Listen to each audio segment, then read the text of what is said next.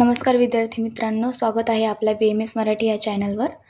तर आजचा आपला टॉपिक आहे आशय.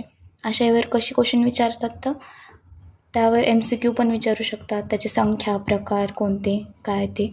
अजून त्याचे SQ विचारायचं झालं तर मग आशयाची व्याख्या स्पष्ट करा किंवा मग आणि LAQ म्हणलं तर LAQमध्ये फॉर एक्झाम्पल स्टमक देतील तर मग स्टमकच्या आयुर्वेदा पोर्शनमध्ये आपल्याला आशय, आमाशय, आशय कोणता तर आमाशय असं आपल्याला उल्लेख करावा लागतो. तर तसं आणि आता आशय बघूयात. तर आशयाची व्याख्या: आशया अवस्थान प्रदेशा. दलहंटिकेत सांगितले आशया अवस्थान प्रदेशा. आशय म्हणजे काय तर आशय म्हणजे अधिष्ठान किंवा वस्तीस्थान. द्रव्य ज्या स्थानात आश्रित असते किंवा ठेवले जाते त्यास आशय असे म्हणतो. आशय म्हणजे पोकळीयुक्त अवयव. तर आशयाची उत्पत्ती कशी झाली? आशयाची उत्पत्ती आशय अभ्यासयोगेन करोति आशय संभवम. सुश्रुतशास्त्रस्थान 4:29. तर वायू आपल्या नित्य गती करण्याच्या अभ्यासाने तेथेच राहून पोकळी करून आशयांची उत्पत्ती करतो. आपण बघतो बघा की वायू सर्वत्र संचार करीत असतो शरीरात. तर मग वायू हे संचार करत असताना पोकळी बनवतं.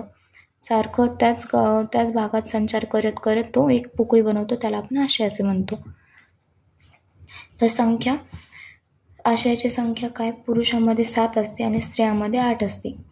एक एक्स्ट्रा असते ती गर्भाशय. आणि शारंगधरानुसार 2 एक्स्ट्रा सांगितलेत, गर्भाशय आणि स्तन्याशय. आता प्रकार कोणते? आशय असतो वाताशय, पित्ताशय, श्लेष्माशयो, रक्ताशय, आमाशय, पक्वाशयो, मूत्राशय स्त्रीणां, गर्भाशय अष्टम इति. सुश्रुतशास्त्रस्थान 5:8. तर वाताशय, पित्ताशय, श्लेष्माशय, रक्ताशय, आमाशय, पक्वाशय, मूत्राशय आणि गर्भाशय. स्त्रियांमध्ये गर्भाशय एक्स्ट्रा राहतं. शारंगधरानुसार अजून स्तन्याशय पण ॲड होतो. वाताशय, ज्या ठिकाणी वात आश्रित असतो असा पोकळीयुक्त अवयव म्हणजे वाताशय. वाताशयलाच आपण पक्वाशय सुद्धा म्हणतो. म्हणजे लार्ज इंटेस्टाईन, उंडुकापासून गुदापर्यंत म्हणजे सिकमपासून तर रेक्टमपर्यंत वाताशय असते. पित्ताशय, ज्या ठिकाणी पित्त आश्रित असते. पित्ताचं आपण प्रमुख स्थान बघितलं होतं नाभी उदर प्रदेशात असते. म्हणून मग उदरात असलेले अवयव कोणते तर ग्रहणी, यकृत, पित्ताशय, अग्नाशय हे पित्ताशय आहेत. तर ग्रहणीत काय होतं? पचनाचे कार्य होते आणि यकृत, पित्ताशय, अग्नाशयमध्ये पाचक पित्ताची निर्मिती होते आणि हे संचयाशी संबंधित असते हे अवयव.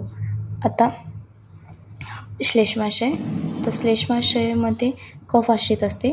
प्रमुख स्थान, आपण कफाचं प्रमुख स्थान बघितलं होतं की उरस्थान उदानस्य ते प्रमुख स्थानाचा श्लोक कफाचा. तर उरस्थानामध्ये कोणता अवयव असतो? तो फुफ्फुस असतं. म्हणजे फुफ्फुस हे श्लेष्माशय आहे. आता रक्ताशय, रक्त ज्या ठिकाणी असते त्यास आपण रक्ताशय असे म्हणतो. जसं यकृत आणि प्लीहा यात हे रक्त संचित असतं म्हणून आपण याला रक्ताशय असे म्हणतो.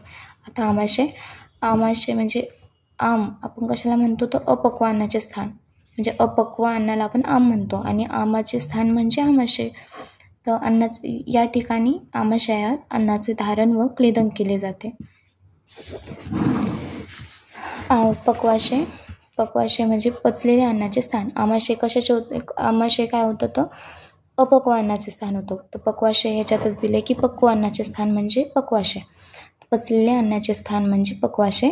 बृहदांत्र, लार्ज इंटेस्टाईनला आपण पक्वाशय म्हणतो कारण या ठिकाणी अन्नपचन पूर्ण होऊन शोषणाचे कार्य घडते. आता मूत्राशय, इथे मूत्र आश्रित असते. वृक्कामध्ये निर्मिती होते. मूत्राशयात संचिती होते आणि नंतर मग मूत्र निष्क्रमण म्हणजे एक्सक्रेशन केलं जातं. आता यालाच आपण बस्ती म्हणतो. मूत्राशयालाच आपण बस्ती म्हणतो कारण इथं मूत्राची संचिती होते. आता गर्भाशय, जे 8वा एक्स्ट्रा सांगितला होता ते तिथे गर्भाचे अधिष्ठान असते. इथं गर्भ स्थित असतो. अजून स्त्रियांमध्ये हे अधिक असतो. 8वा आशय आहे. अजून नोट करायची गोष्ट कोणती तर शारंगधरांनी 2 अधिक सांगितलेत. कोणते? गर्भाशय आणि स्तन्याशय. स्तन्याशयामध्ये काय, तो यौवनावस्थेत वाढतात आणि स्त्री गर्भवती झाल्यावर स्तन्याची अधिक वृद्धी होते. ही वृद्धी दुग्धग्रंथी व दुग्धवाहिन्यांच्या वाढीमुळे होते व अशा अवस्थेत फक्त त्यास स्तन्याशय ही संज्ञा प्राप्त होते.